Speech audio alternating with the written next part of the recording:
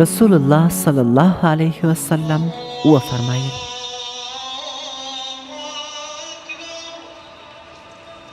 څوک چې د الله عز وجل لپاره مسجد جوړ کړي،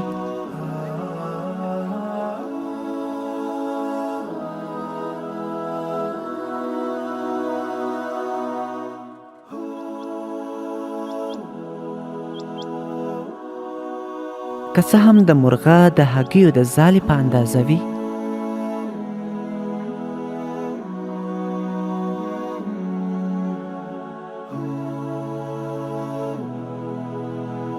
الله عز وجل په جنت کې کور ورته چمتو کوي.